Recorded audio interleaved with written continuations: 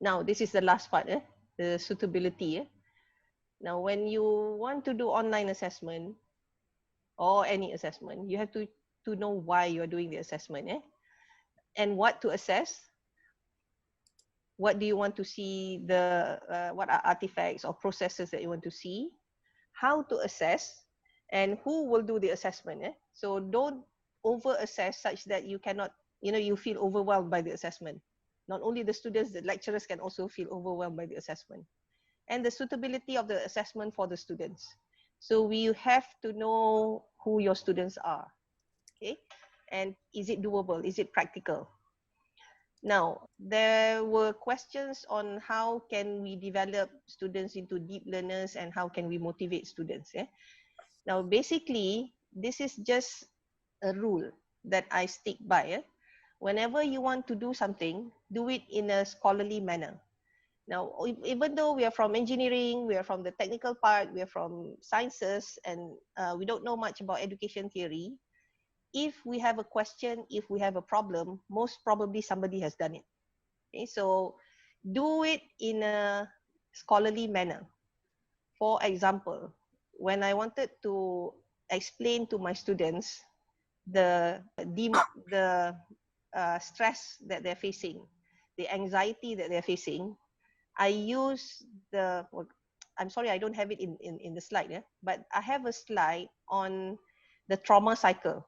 If you Google trauma cycle, this is a curve that psychologists say that normally a person will go through anytime there's a major change in their lives.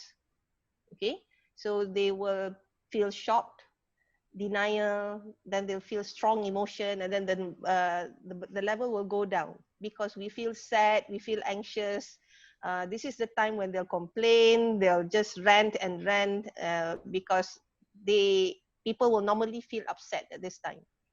But to get over it, we have to start to struggle, to accept and to struggle and go back up. And after successfully going through it, we will come up to a higher level of performance.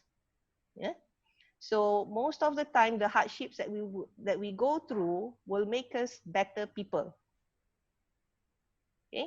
So I shared this trauma cycle with my students, and I told them that it is common to feel upset. It is common to feel angry. It is common to feel anxious. This is what everybody is feeling. But the most important thing is to handle this as a community, talk to our friends, and when we hear our friends saying these things, try to motivate one another. Everybody is facing it, but the thing is to pick ourselves up together, to be part of a community. Now, it's very easy to just nag the students. This is the reality. You have to overcome this. Why are you so weak? We have to develop grit. There's so many ways to nag them. Yeah. But go and find something out there so that you can handle this in a scholarly manner. Yeah. Go and find videos, find words of wisdom that, how you can motivate the students. So I used to nag the students and they really hated it. Okay, you're not the only ones to nag the students. I don't think it comes with age, Dr. Swani. But I find that when we handle it in a scholarly manner, it helps. And the students understand that we do care about them. Okay, this is the first thing. If you want the students to struggle, to learn at a deeper level, if you want to motivate them to work harder, you have to make them understand that you do care. Yeah, you are going to this extra length because you do care. Yeah, you care about their learning. So this is very, very important. Okay, so if you're giving them alternative assessment that's normally different than how you give them, you have to make them understand that this is how you are showing that you care, because then they're still able to go on with the semester on time. Yeah, they will still be able to graduate on time. Okay, so help them accept the situation. Now remember, the guiding principle is constructive alignment. Go back to the principles. If you do this in a scholarly manner, it will actually help you even if you want to write about it, if you want to publish a paper about it. Now, in the design stage, if you look at the arrow, it's from the outcomes helping us to decide what kind of teaching and learning activities to design for the students and how to assess them. Now, in the implementation stage, it's the teaching and learning activities and the assessment that will support us to reach the desired learning outcomes. Okay? On the design stage, it goes from the outcomes on how to decide the teaching and learning activities. It's from the outcomes to the teaching and learning activities and the assessment. But during the implementation stage, when you're implementing, the students are undergoing the teaching and learning activities and the assessment, this will help support them to reach the outcomes. Okay, so during the implementation stage, it goes from the other way. Okay, and we always have to check, is it happening? Are the students reaching the outcomes? So that we can help give them feedback. Okay, now these are some of the tips for open book and take home written exams. Now, number one, I have mentioned this before early on, eliminate the possibility where the students can find answers, direct answers, bulat-bulat on the internet. So you cannot just Google some question and then, or maybe you take it from a textbook, because a lot of textbooks are now digitized. Okay. For open-ended questions, you may have to get the students to choose, provide them choices or options so that different students will be taking different choices and options. Okay, this is a very good way. If you have open-ended questions, especially take home, get them to do simulation or programming. Okay, this will indeed take time, and when you are doing simulation or programming, you can easily tell if somebody is copying. If you're teaching design or something with a lot of solutions, this is the best. And my advice is try to use real world problem or real world happening. The moment you use real world problems, there's always different ways of looking at it. Now, this is a sample question. I gave my students 1 day to solve this question. It is actually quite simple, but because they are learning about modeling, I teach process control, so there's mathematical modeling in it. And this is not a typical chemical process, although it's a real process. And when I actually gave them this as an individual exercise first, but they were having so many difficulties that I opened it up to the whole class.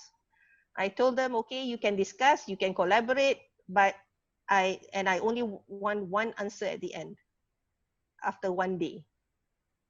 So it took them the whole day to figure it out. My purpose of giving this question was actually to see their level of understanding of how to apply thermodynamics, how to, into process modeling. But they were not able to do it initially. Good news, in the end, when they started to discuss beyond their teams, they were able to get it. Okay?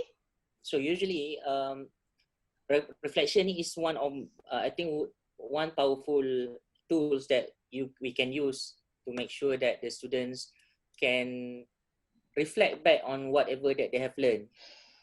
And I think if let's say you are conducting this approach online or face-to-face, reflection is something that usually good if the students, it will actually give the students to the idea of recall back whatever that they have undergoing through, and then whether it is good or not, what do they feel about it. This when actually, because most of the time, whatever that we think, whatever that we feel is only in our thought. We never write it down or we never express it out. But we give this opportunity for the student to express it out and say it out. Because once you ask the students to do this, and if they do this regularly, you can always ask the students to go back to whatever that they wrote or whatever they say, for example, through video reflection or whatsoever. They can start to recall back whatever that they have learned before. I've been using this practice of reflection for the past few years. Every time after the class, the students need to reflect on something, and I use this what we call as Gibbs reflective cycle. Okay, using exactly as this template, I teach the students how to actually write down the reflections, because if let's say you didn't guide the students how to write reflection, they will just give you one line sentences which may not be useful for them. But if let's say you use we give them a template for them to fill up and for them to write an essay about it, this is where actually they will start to think, okay, this is what I have gone through last week, this is what I have learned, and this is what I feel, and this is how I'm going to improve myself in terms of my learning. Okay, so I believe that Gibbs reflective cycle is one of the very powerful tool, because it also allows the students, first is to have a constructive thinking, and the second one is actually for them to allow them to make decision making based on the reflection is considered is a powerful way lah of doing decision making. Okay, Prof. Okay. Anything, right? Can you share a reflection template? Actually, I don't have a reflection template. Tazli, you do what I do is normally I explain the Gibbs reflective cycle, and then I ask them just to write an essay. I can share actually some of the reflection from my students. Okay, so I usually ask them to write down whatever that they have gone through. For example, these students, we only had one online class last lecture. I did some revision on energy balance. After I did revision, I was able to understand fully about the topic. I even successfully did some exercise on energy balance. The best part is I was able to complete my assignments as I have. So it's a lengthy reflection for them. But actually, I always ask them to revisit back their reflection, last week reflection, so that they'll be able to write this week reflection. Okay, I do not ask my students to write reflections that often. I only ask my students to write after every CPBL cycle. So it's about once a month. Mine is weekly reflection. Okay, mine is about once a month because I do not have the time to read it that often. Okay, so do what you can manage to do. Okay. There was a question just now. Is it possible to share the student answer on boiling water? Oh, boiling water. Okay, they finally got it. But throughout that day, I asked them to, keep telling me what they're doing. So it was really interesting because they were not able to catch that the temperature of a boiling water in the liquid phase is the same as the vapor phase. So that's why it became so they derive something that's not logical. So we discussed over it. I probed them, I guided them, and in the end they managed to get it. Okay. The initial confusion was over the fact that there's no input and there's no output. There's already something in the pot. Because if you look at the standard equations, input minus output. Okay. So there's no pipe going in because it's not typical chemical engineering. There's no pipe going in, so there's no input. It's just a pot.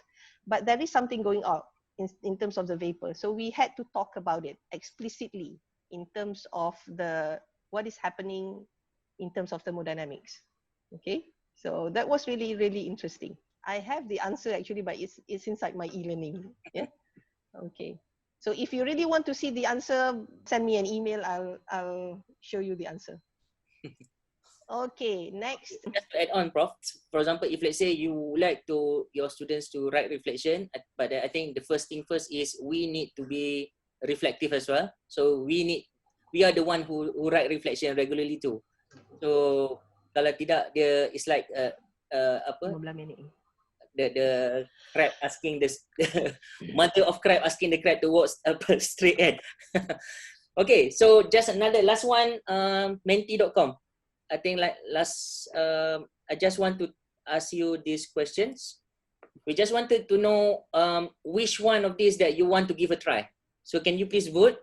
Problem-based learning too, if you want to use target assessment for project-based learning, you can also use it. So kita boleh substitute. Not everybody normally people will not use problem-based learning. So just substitute for project-based learning if you're using projects. There is a question, Prof. Do you practice individual scaffolding based on learners level or general scaffolding? Normally general scaffolding, but if a students really need individual scaffolding, then I will also do it.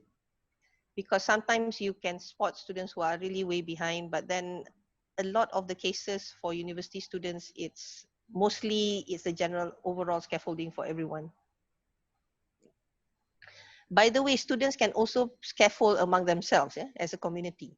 So that's another reason why we have to have the students understand that they are part of a learning community. So there's a question, do we need to have rubrics in marking an open book test? Yes, we do need rubric actually. So the rubric can be developed on your own, but it can be verified or validated by other experts as well. Just one thing about using rubric is to keep ourselves consistent, that's all. I think you can also start to get some questions from the audience participants. If you have any other questions, because this is actually the last slide. Deductive approach is the better approach. No, I normally do not say which is better, because it depends on who you are. It depends on who you're teaching. It depends on your situation, the constraints that you have, where you are. So you'll be the best judge. But inductive teaching approach is actually more natural, but the person using it must be skillful. Otherwise, learning can easily fail. Deductive, is the normal way that we normally learn. We normally get in a typical class. Hello, I have a question. Yes. For flip assessment, as a reward, is it possible that you tell the student, hey, I will use your actual question in the final exam because you do it properly, so you got a reward, so you got free marks, something like that? I think Prof. Elder usually use that. I think sometimes I also use that, but I didn't tell the students it's gonna be a reward. I just pick the best one and I put in the exam questions. So the students who develop those questions, they got to do well for that lah, because they have developed good questions. Okay, thanks. Prof. Khairiyah, anything else? I'm switching this back. I think so we can see from here. So I think many are familiar with formative assessment using online tools. So that's why I think we would like to use this. And then the second one is on the reflection, and I think on the PBL, flip assessment. So everything is somewhere in the middle. So if let's say you have anything else, you can ask either Prof. Khairiyah or me about this approach for some kind of feedback, inshallah. How can we know if, during this time, if we do it online, the students will not cheat? They will not copy each other. Well, we've just given a test in the course that I'm teaching. So there's 4 of us. There's 2 questions in the test. It's an open book, open whatever they want to open. But of course, they cannot share their answers. It's individual. There's no discussion. And we tell them, please be honest, because if the lecturer who developed that question will be marking that question. So if there's an exactly identical with this identical silly mistakes, then we can see. Okay, so that's the first thing that we told the students. Now, there's only 2 questions, but 2 lecturers for question 1, each lecturer make 2 questions. So question 1 has 4 questions. It's all the same level, the same type. Question 2 has 2 questions. It's all the same level and the same type. So you have 4 questions, 4 possible questions for question 1, 4 possible questions for question 2. So when you combine that, there's a possibility of 16 different combinations. So each of us, there's 4 sections with about 40 students per section. So each of us assign 1 question, one set to different questions. After that, once we have determined which set is for who, we send the questions to them through WhatsApp. There's a password to open the question, so we send it 1 hour earlier. Everybody has got the question, we made sure. And when the time comes, at the exact time, we give everybody the password to open the questions. In the same class, there's only a possibility of 3 students having the same set, and they don't know who gets which set. So of course, within the 2 hours, there's no time for sharing. Usually that kind of exam, if it's face-to-face, we gave them 1.5 hours. But this time we gave them 2 hours. Okay, so we told our students, don't be anxious, we're giving you more time than you need, but please do not, it's open book, and they are used to it before this. I've given them quizzes that are open book. The moment they open their book, if it's beyond just referring to a certain table to get certain numbers, then they will not have enough time to finish answering the question. So they know better before this that if they were to do something else, then they will lose time. I think it went well. We have yet to mark the exam because it had just taken place. But the students know that it will take time and it will take effort to cheat. Okay, I don't know if you want to do that, but then you have to do a little bit more. Whether to submit real time after 2 hours, for example, or submit the following day. Okay, for that test, exam. Yeah, for the test, it's a 2-hour test. So they submitted after 2 hours. For my quiz, the quiz that I gave them 1 whole day. So it's up to you how you design the assessment. It depends also on the, it depends on the number of class that we are actually handling as well. For example, like in my class right now, the number of students under me is 170 students. And I don't think that by doing 2 hours online test is deemed appropriate for them, because some of them, as I informed earlier, is they have certain kind of issues with internet speed, all those kind of things. So I think it's not fair for that as well. So what usually I design is some kind of assessment so that they may need to submit maybe in few days time rather than after a few hours. So I think it depends on the class size, and I think the emphasis is also on the because learning online during pandemic is not the same as learning online during normal time.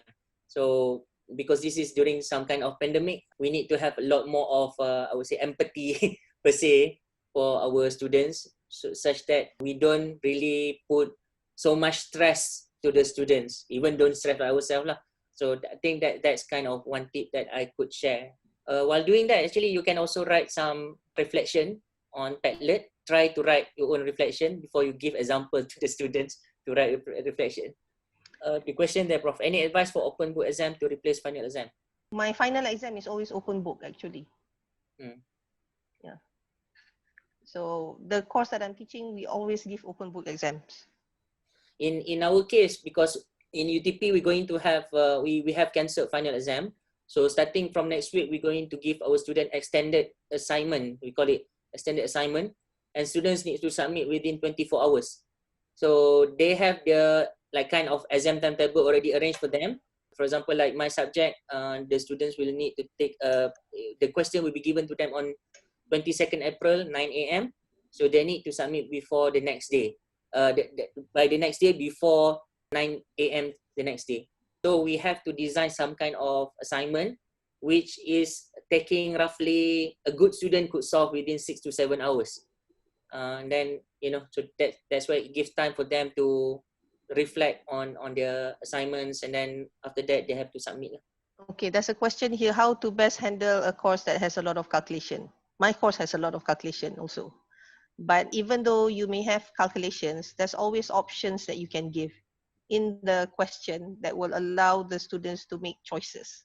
Okay, so the more open-ended it is, the more variations you can create to the answer within the question, the easier it becomes to have varied answers. Okay, some people like to give questions where a lot of questions where the students can choose which question to answer. Now, I don't normally do that. Yeah, I've never done that actually, because I think, especially when there's a time constraint for the students to read through each question and to decide which one to do, I think it will take that time. So normally I don't do that. But there are people who does it, I know. Do we prepare the scheme for all the open-ended questions? No, you prepare a rubric, the extent to which it has been answered. So it's another question. Due to challenge TNL online, some scholars advise against assessment of learning, where assessment as or assessment for learning are more suitable. What do you think, Prof? Assessment for learning is the formative assessment that we have been talking about. Assessment for learning is always very powerful, because the students are able to learn where they are and they can try to improve. assessment of learning is still needed, especially if you're teaching engineering and you want to see how the students do. Okay, so this is the summative assessment, the final assessment. So it's normal in our classes to have a bigger chunk in the formative part so that the students can learn from the assessments and then have a smaller chunk for the summative part. Okay. There's like on the question. Okay, assignment and open book exam. Open book exam, normally the time is more limited, and normally we don't allow the students to discuss, especially if it's individual exams. Assignment, you can give it over a longer term, and the expectation is for the students to discuss, especially on the knowledge that's needed to do the assignment. But then they submit things individually, normally. That is what I normally do. Tadi ada yang apa Dr. Aisyah dia tanya tentang authentic assessment Authentic assessment ni normally kalau nak buat online, it has to be something that you can see through online things. Kalau macam lab tu memang you have to go to the lab lah. Okay, memang tak boleh buat lah, unfortunately. Simulated boleh, tapi it's still not the real thing. I think we've reached the end. Yeah. Okay. Terima kasih. Assalamualaikum semua. Assalamualaikum.